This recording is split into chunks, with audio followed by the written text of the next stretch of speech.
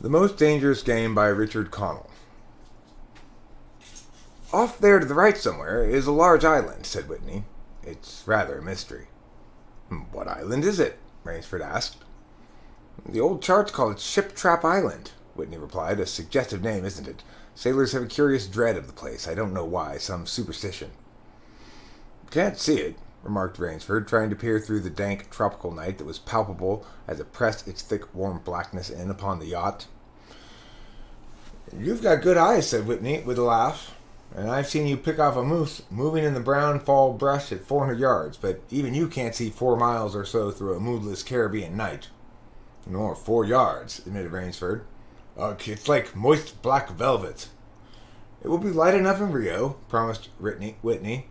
We should make it in a few days. I hope the Jaguar guns have come from Purdy's. We should have some good hunting up the Amazon. Great sport hunting. Best sport in the world, agreed Rainsford. For the hunter, amended Whitney, not for the Jaguar. Don't talk rot, Whitney, said Rainsford. You're a big game hunter, not a philosopher. Who cares how a Jaguar feels? Perhaps the Jaguar does, observed Whitney. Bah, they've no understanding. Even so, I rather think they understand one thing, fear, the fear of pain and the fear of death. Nonsense, laughed Rainsford. This hot weather is making you soft, Whitney. Be a realist. The world is made up of 2 classes, the hunters and the huntees. Luckily, you and I are hunters. Do you think we've passed that island yet? I can't tell in the dark. I hope so. Why? Asked Rainsford. The place has a reputation, a bad one. Cannibals? Suggested Rainsford. Hardly. Even cannibals wouldn't live in such a godforsaken place. But it's gotten into sailor lore somehow. Didn't you notice that the crew's nerves seemed a bit jumpy today? They were a bit strange, now that you mention it. Even Captain Nielsen. Yes, even that tough-minded old Swede, who'd go up to the devil himself and ask him for a light. Those fishy blue eyes held a look I'd never seen before. All I could get out of him was, "This place has an evil name among seafaring men, sir." Then he said to me very gravely, "Don't you feel anything? As if the air about us was actually poisonous? Now, you mustn't laugh when I tell you this. I did feel something like a sudden chill."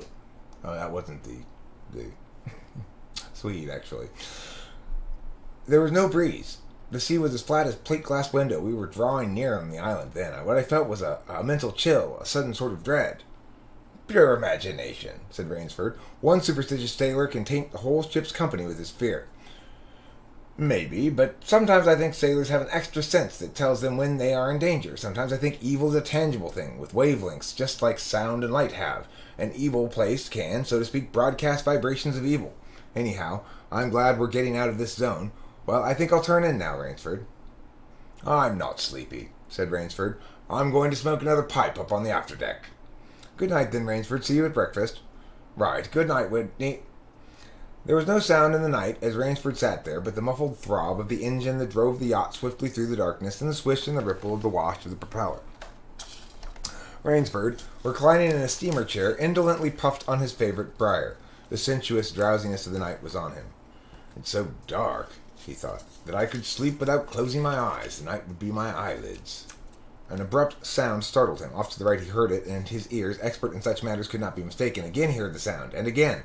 Somewhere, off in the blackness, someone had fired a gun 3 times.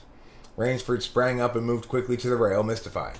He strained his eyes in the direction from which the reports had come, but it was like trying to see through a blanket. He leaped upon the rail and balanced himself there to get greater elevation. His pipe, striking a rope, was knocked from his mouth. He lunged for it. A short, hoarse cry came from his lips as he realized he had reached too far and lost his balance. The cry was pinched off short as the blood-warm waters of the Caribbean Sea closed over his head.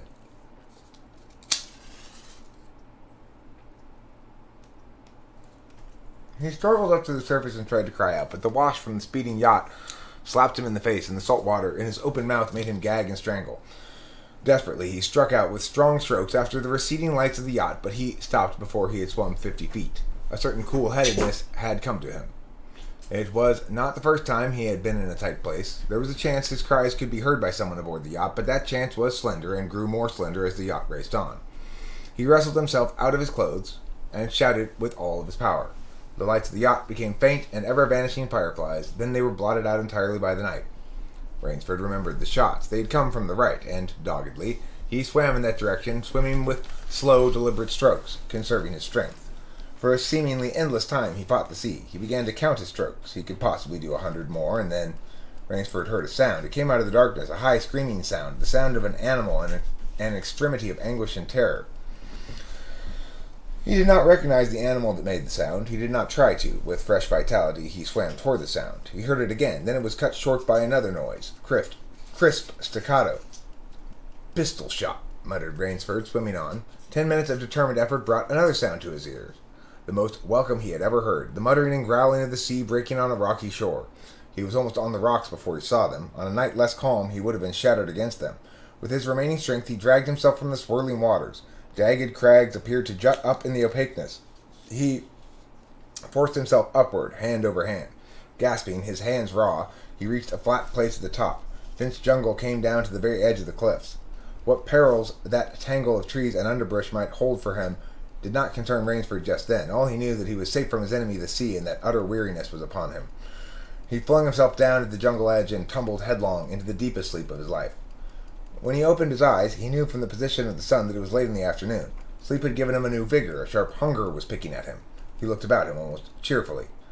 Where there are pistol shots, there are men. Where there are men, there is food, he thought. But what kind of men, he wondered, in so forbidding a place? An unbroken front of snarled and ragged jungle fringed the shore. He saw no sign of a trail through the closely knit web of weeds and trees.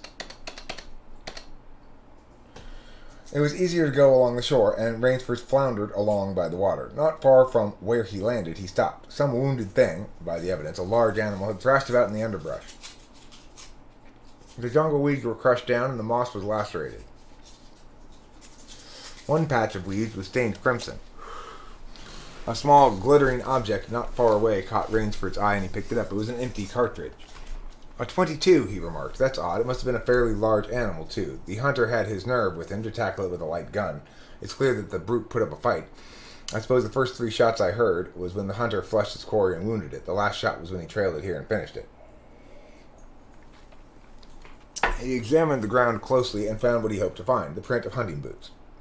They pointed along the cliff in the direction he had been going. Eagerly he hurried along now, slipping on a rotten log or a loose stone, but making headway. Night was beginning to settle down on the island.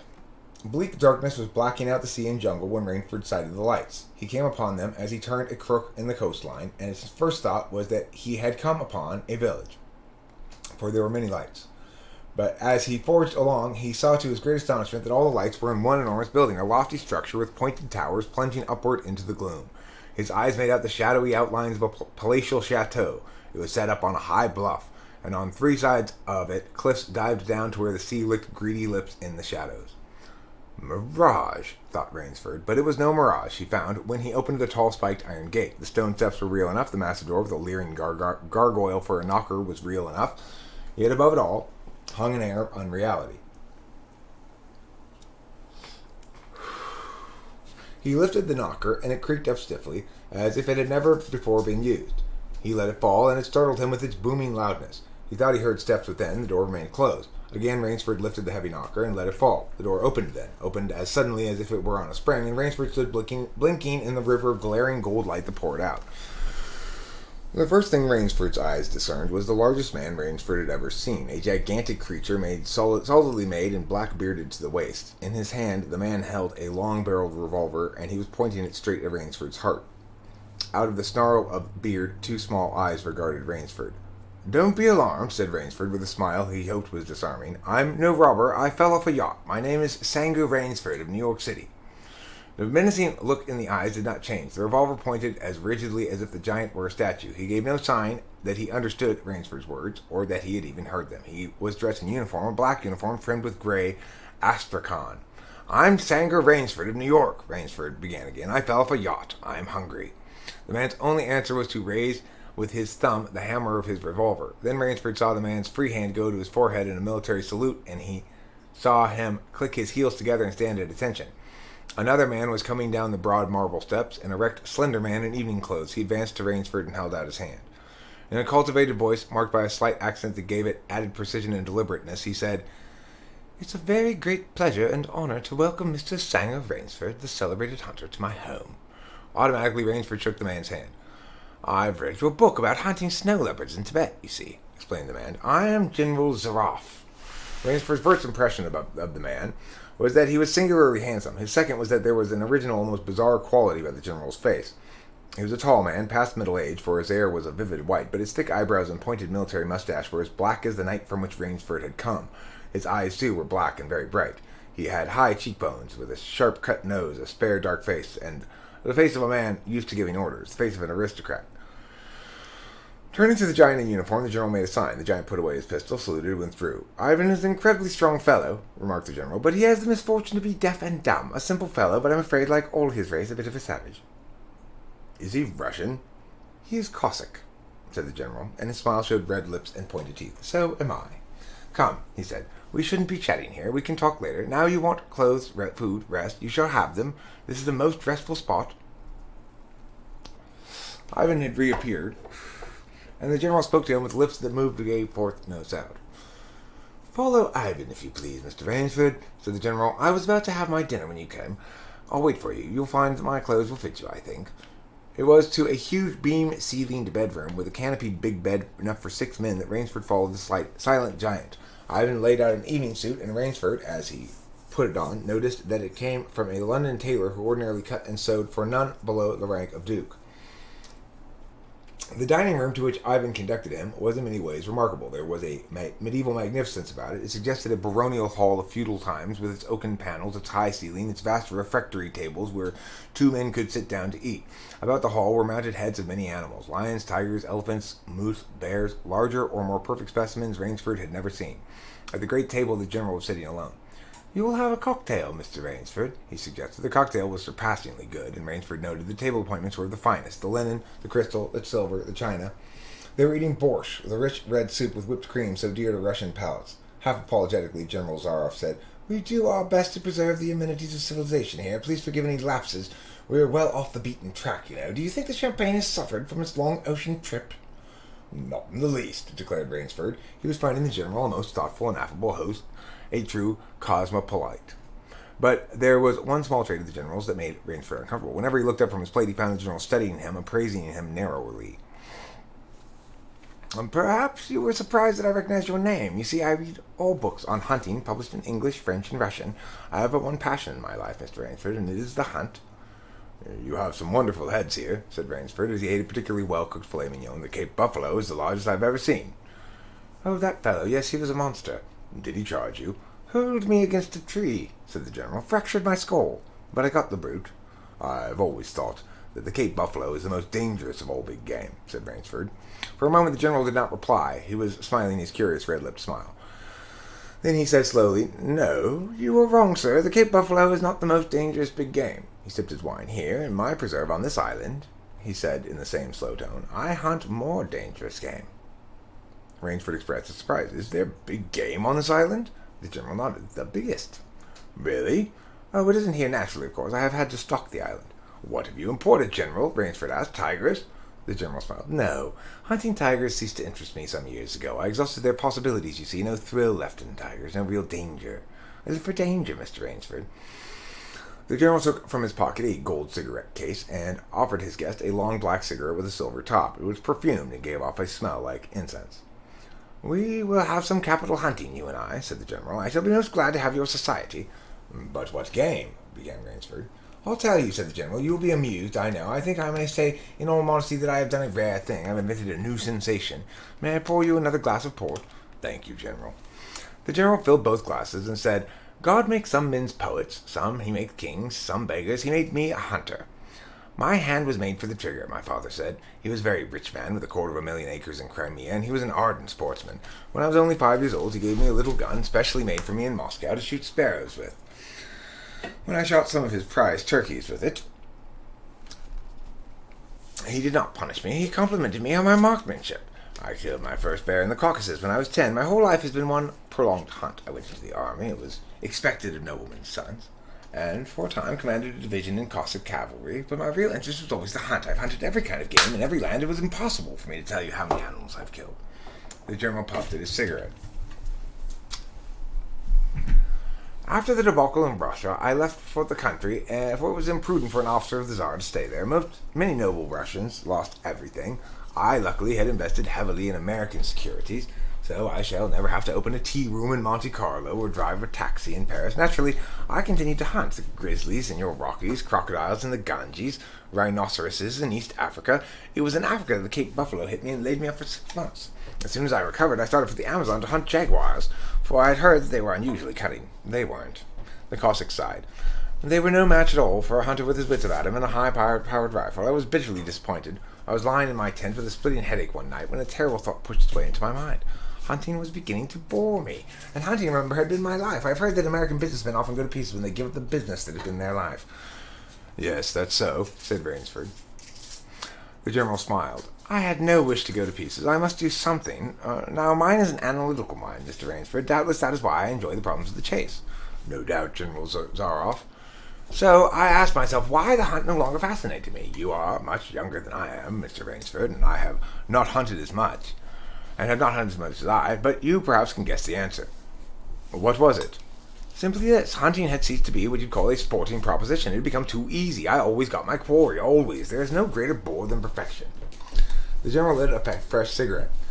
No animal had a chance with me anymore. This is no boast, it's a mathematical certainty. The animal had nothing but his legs and his instinct. Instinct is no match for reason. When I thought of this, it was a tragic moment for me, I can tell you. Rainsford leaned across the table, absorbed in what his host was saying. It came to me as an inspiration, what I must do, the General went on. And that was? The General smiled with a quiet smile of one who has faced an obstacle and surmounted it with success. I had to invent a new animal to hunt, he said. A new animal? You're joking. Not at all, said the General. I never joke about hunting. I needed a new animal. I found one, so I bought this island, built this house, and here I do my hunting. This island is perfect for my purposes. There are jungles, a maze of trails in them, hills, swamps. But the animal, General Zaroff. Oh, said the General. It supplies me with the most exciting hunting in the world. No other hunting compares with it for an instant. Every day I hunt. I never grow bored now, for I have a quarry with which I can match my wits. Rainsford's bewilderment showed in his face. I wanted the ideal animal to hunt, explained the General. So I said, what are the attributes of an ideal quarry? And the answer was, of course, it must have courage, cunning, and above all, it must be able to reason. But no animal can reason, objected Rainsford. My dear fellow, said the General, there is one that can. But you can't mean, gasped Rainsford. And why not? I can't believe you are serious, General Zaroff. This is a grisly joke. Why should I not be serious? I'm speaking of hunting. Hunting? Great guns, General Zaroff. What you speak of is murder. The General laughed with an entire good nature. He regarded Rainsford quizzically. I refuse to believe that so modern and civilized a young man as you seem to harbor romantic ideas about the value of human life. Surely your experiences in the war did not make me condone cold-blooded murder, finished Rainsford stiffly. Laughter shook the General. How extraordinarily droll you are, he said. One does not expect nowadays to find a young man of the educated class, even in America, with such a naive, and if I may say so, mid-Victorian point of view. It's like finding a snuff-box in a limousine. Ah, well, doubtless you had Puritan ancestors. So many Americans appear to have had. I'll wager you'll forget your notions when you go hunting with me. You've a genuine new thrill in store for you, Mr. Rainsford. Thank you. I am a hunter, not a murderer.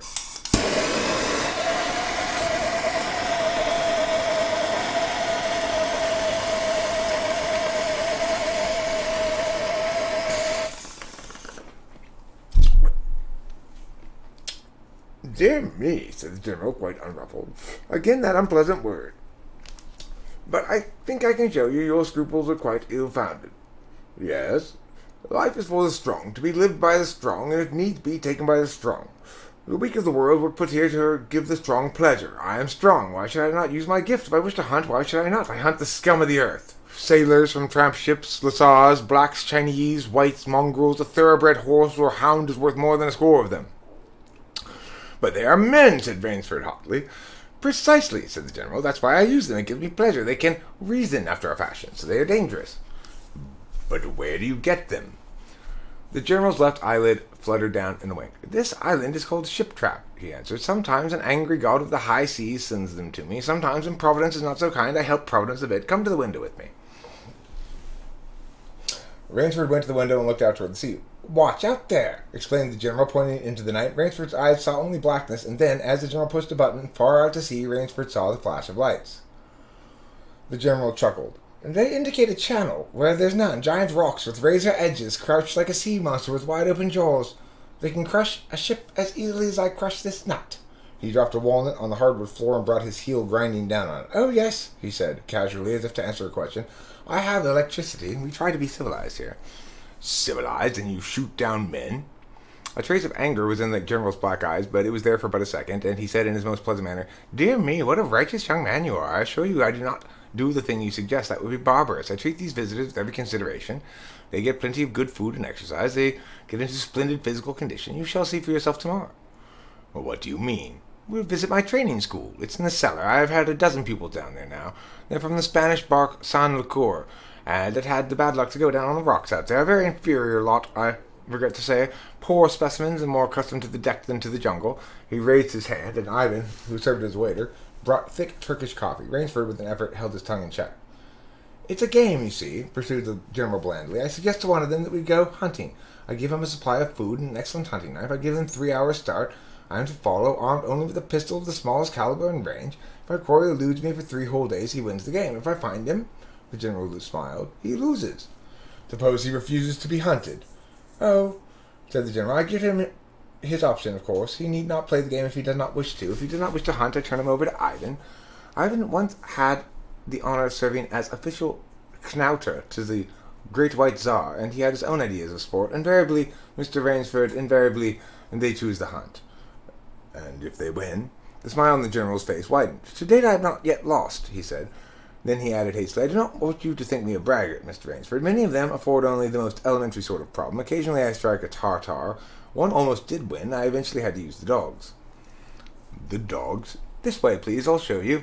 The general steered Rainsford to the window. The light from the windows sent a flickering illumination that made grotesque patterns on the courtyard below, and Rainsford could see moving about there a dozen or so huge black shapes. As they turned toward him, their eyes glittered greenly. A rather good lot, I think, observed the general. They are let out at 7 every night. If anyone should try to get into my house or out of it, something extremely regrettable would occur to him. He hummed a snatch of the song from Foyley's Burgery.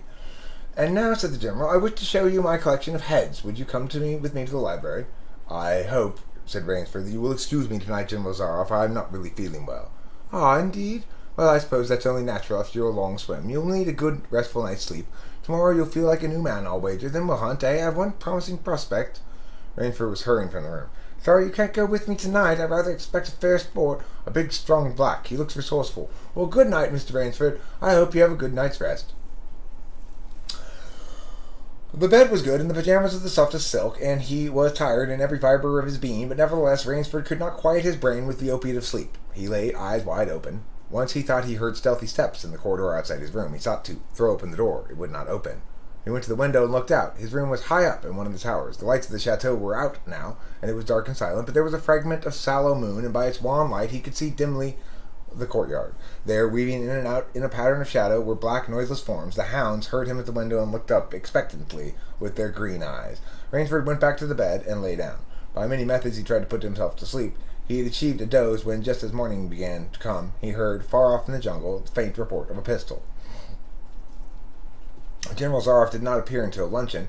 He was dressed faultlessly in the tweeds of a country squire. He was solicitous about the state of Rainsford's health. As for me, sighed the general, I do not feel so well. I'm worried, Mr. Rainsford. Last night I detected traces of my old complaint. To Rainsford's questioning glance, the general said, Ennui, boredom.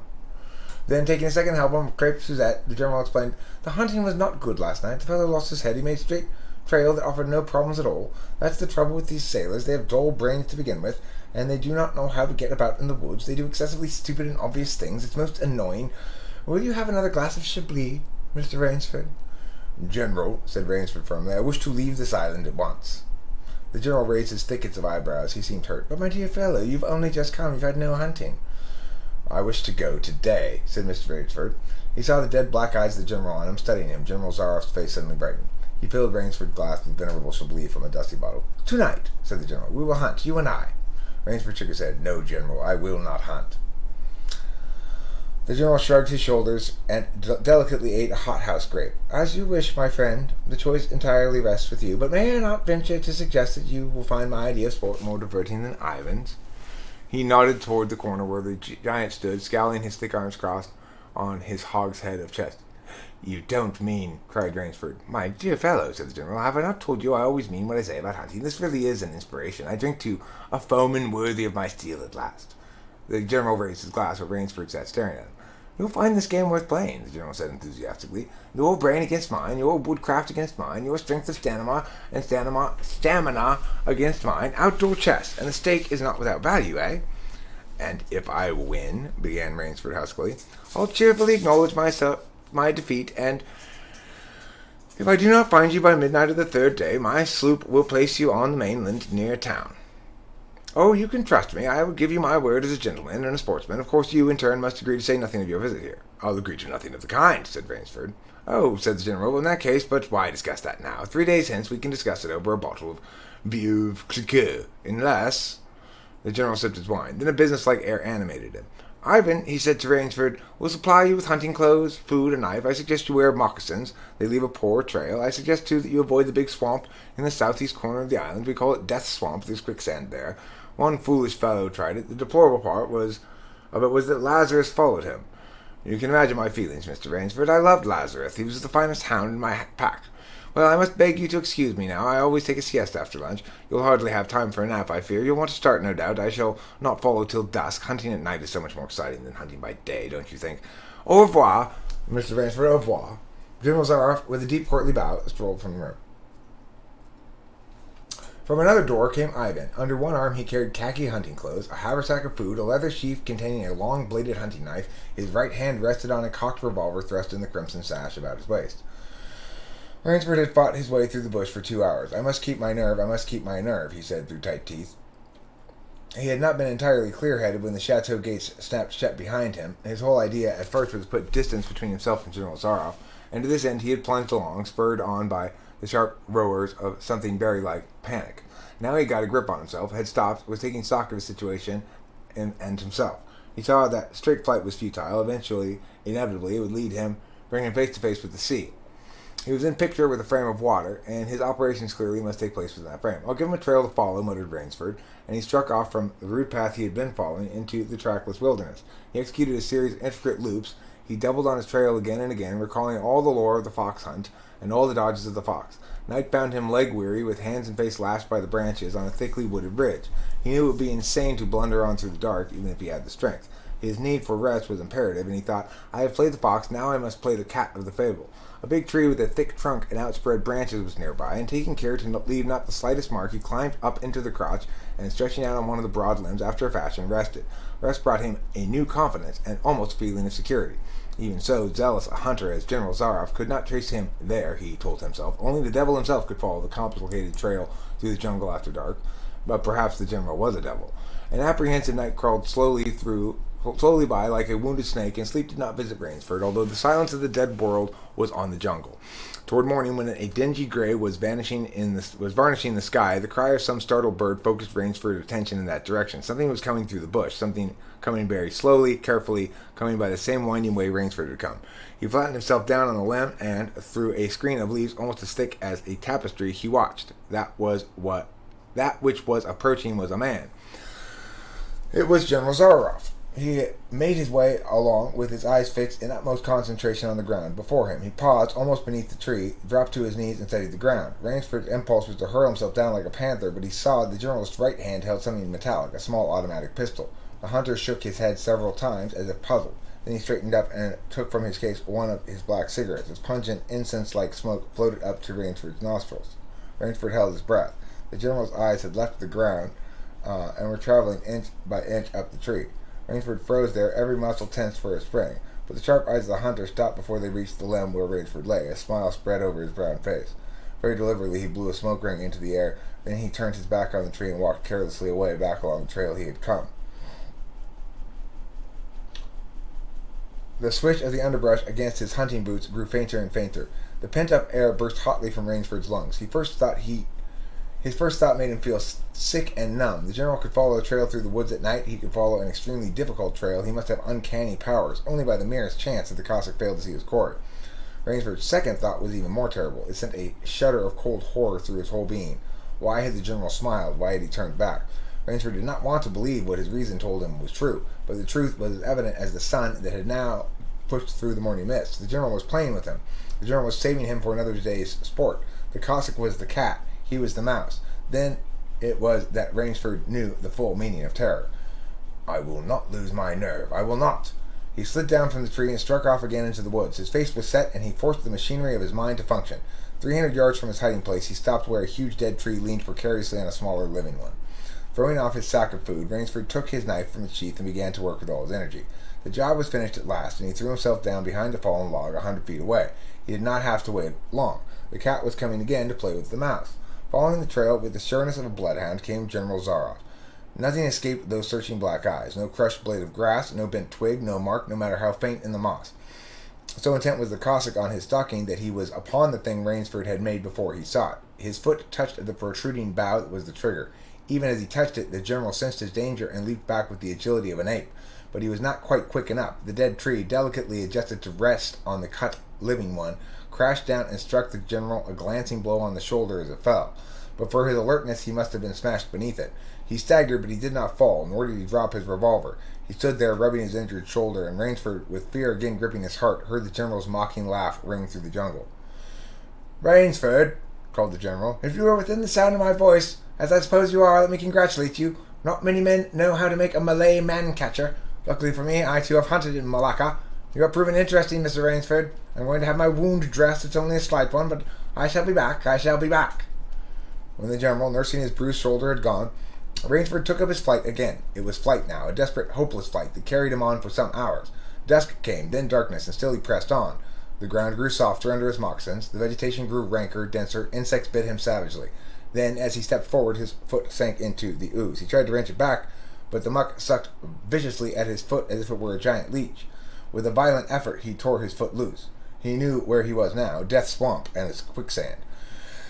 His hands were tight closed, as if his nerve were something tangible that someone in the darkness was trying to tear from his grip. The softness of the earth had given him an idea. He stepped back from the quicksand 12 feet or so, and like some huge prehistoric beaver, he began to dig. Rainsford had dug himself in France, when a second's delay meant death.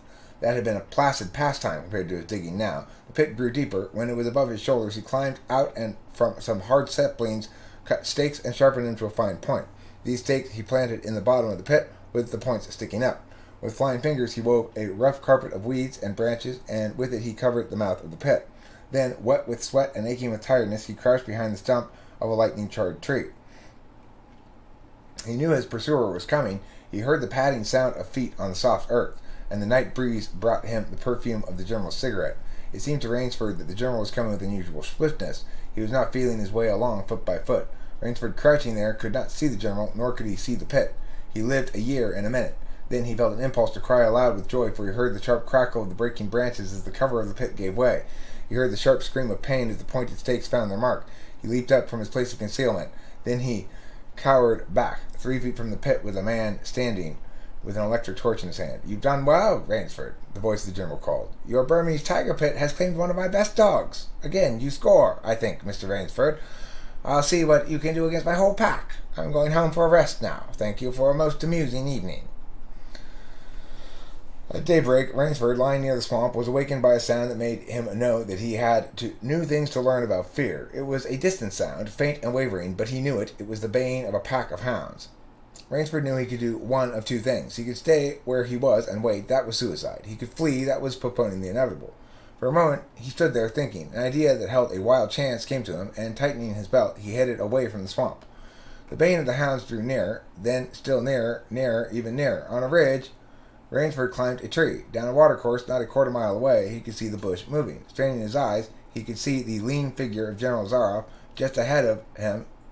Rainsford made out another figure whose wide shoulders surged through the tall jungle weeds. It was the giant Ivan, and he seemed pulled forward by some unseen force. Rainsford knew that Ivan must be holding the pack in a leash. They would be on him any minute now. His mind worked frantically. He thought of a native trick he had learned in Uganda. He slid down the tree. He caught hold of a springy young sapling, and to it he fastened his hunting knife, with the blade pointing down the trail. With a wild bit of grapevine, he tied back the sapling. Then he ran for his life. The hounds raised their voices as they hit the fresh scent. Rainsford knew now how an animal at bay feels. He had to stop to get his breath. The baying of the hounds stopped abruptly, and Rainsford's heart stopped too. They must have reached the knife. He shammied excitedly up a tree and looked back. his pursuers had stopped. But the hope that was in Rainford's brain when he climbed died, for he saw in the shallow valley that General Zaroff was still on his feet, but Ivan was not. The knife, driven by the recoil of the springing tree, had not wholly failed. Rainsford had hardly tumbled to the ground when the pack took up the cry again. "Nerve, nerve, nerve," he panted as he dashed along. A blue gap showed between the trees dead ahead. Ever nearer drew the hounds. Rainsford forced himself on toward the gap. He reached it. It was the shore of the sea. Across a cove he could see the gloomy gray stone of the chateau. 20 feet below him, the sea rumbled and hissed. Rainsford hesitated. He heard the hounds. Then he leaped far out into the sea. When the general and his pack reached the place by the sea, the Cossack stopped. For some minutes he stood regarding the blue-green expanse of water. He shrugged his shoulders. Then he sat down, took a drink of brandy from a silver flask, lit a cigarette, and hummed a bit from Madame Butterfly. General Zaroff had an exceedingly good dinner in his great panelled hall that evening, and with it he had a bottle of Pole Roger and half a bottle of Chambertin. Two slight annoyances kept him from perfect enjoyment. One was the thought it would be difficult to replace Ivan. The other was that his quarry had escaped him. Of course, the American hadn't played the game, so thought the general as he tasted his after-dinner liqueur. In his library he read to soothe himself from the works of Marcus Aurelius. At 10 he went up to his bedroom. He was deliciously tired, he said to himself as he locked himself in. There was a little moonlight, so before turning on his light he went to the window and looked down to the courtyard. He could see the great hounds. He called, "Better luck next time," to them. Then he switched on the light. A man, who had been hiding in the curtains of the bed, was standing there. "Rainsford! How in God's name did you get here?" "Swam," said Rainsford. "I found it quicker than walking through the jungle." The general sucked in his breath and smiled. "I congratulate you. You have won the game." Rainsford did not smile. "I am still a beast at bay," he said in a low, hoarse voice. "Get ready, General Zaroff." The general made one of his deepest bows. "I see," he said. "Splendid. One of us is to furnish a repast for the hounds. The other will sleep in this very excellent bed. On guard, Rainsford." He had never slept in a better bed, Rainsford decided. The end. And thus concludes The Most Dangerous Game by the author who wrote it, whose name is Richard Connell. The end. Thank you for watching. Please thumbs up if you liked this.